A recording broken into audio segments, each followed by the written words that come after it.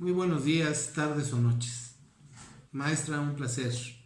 Maestra Diana Garduño Sánchez, titular de la Cátedra Gobierno y Asuntos Públicos.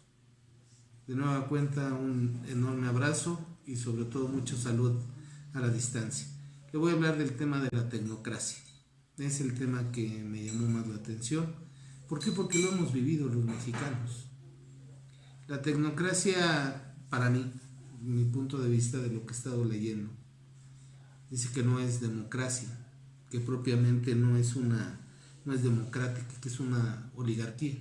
Pues sí, realmente la tecnocracia la podemos distinguir en lo que es su significado, ¿no? El gobierno a través de la técnica a través del gobierno. Eso fue lo que predominó a partir de los gobiernos. Lo estoy relacionando con el gobierno federal a partir de los gobiernos de Miguel de la Madrid, Carlos Salinas de Gortari y Ernesto Zedillo Ponce de León.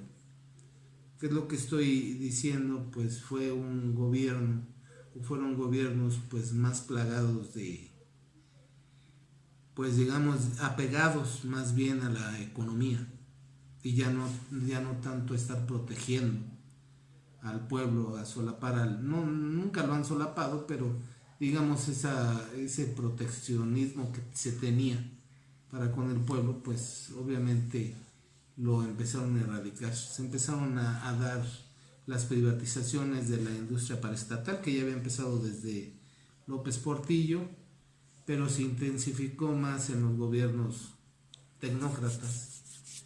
Que quede claro, yo no estoy en contra de la tecnocracia, ni modelos neoliberales, ni estados de bienestar. Jamás voy a estar en contra de esto. ¿Qué es lo que ha pasado? La verdad, lo que ha pasado ha sido los que han aplicado los gobiernos o se han excedido o les ha faltado o han abusado del modelo.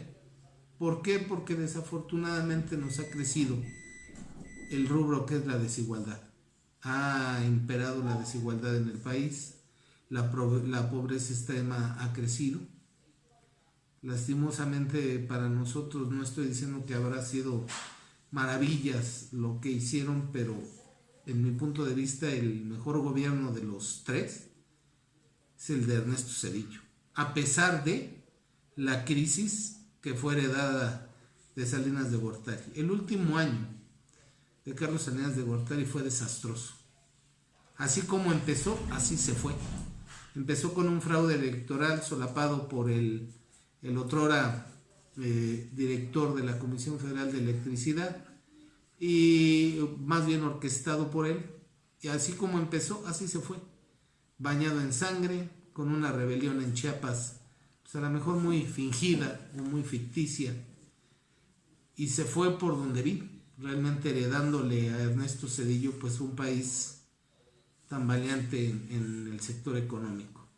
El modelo tecnócrata debería de haber funcionado a la perfección. Realmente la tecnocracia es muy meticulosa, no piensa en la gente, piensa en los números.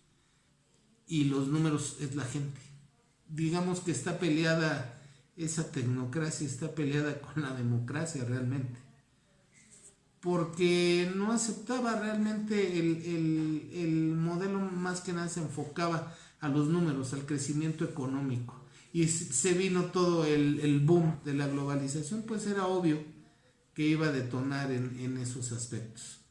Tuvimos bonanza en varias etapas, una ligera bonanza, hubo crecimiento económico.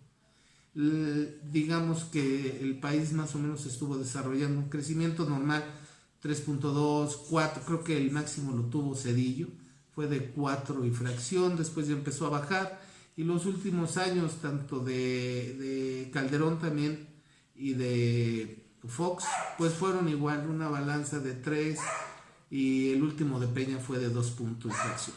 A lo que voy es esto: el modelo tecnócrata, a pesar de su oligarquía, y que hoy en día el actual presidente de la República reclama tanto de lo neoliberal, de la tecnocracia, bla bla bla, pues resulta que yo creo que tenemos un tecnócrata más. porque la verdad no está haciendo la participación ciudadana, no tenemos una rendición de cuentas como es, no hay transparencia, tenemos miles y miles de compras directas y yo creo que está abusando de eso. No sé hasta qué grado se permita todas estas situaciones que están siendo planteadas por el actual presidente de la República. Estamos manejando hoy una pandemia que está simbrando al mundo, no nada más a México. Obviamente ahorita pues nos está afectando en lo que es lo económico, pero sobre todo nos está afectando en la salud de los mexicanos. El modelo que han implementado pues para mí no es muy favorable. Tampoco estoy en contra de Andrés Manuel López Obrador, jamás, y ni en contra de ninguno de los expresidentes. Expreso lo que veo. En este momento pues fue la tecnocracia. La tecnocracia no es mala si la sabes aplicar y si sabes valorar lo que es la técnica. Siempre que hay una crisis, el tecnócrata siempre te va a sacar de eso. Tenemos tecnócratas, claro que sí, Ernesto Zedillo Ponce de León, tenemos al mismo Agustín Carstens, José Antonio Meade, toda la gente que trabajó en la Secretaría de Hacienda de finales del siglo pasado, de los inicios hasta Enrique Peña Nieto, es gente muy comprometida con eso. Tenemos un grande.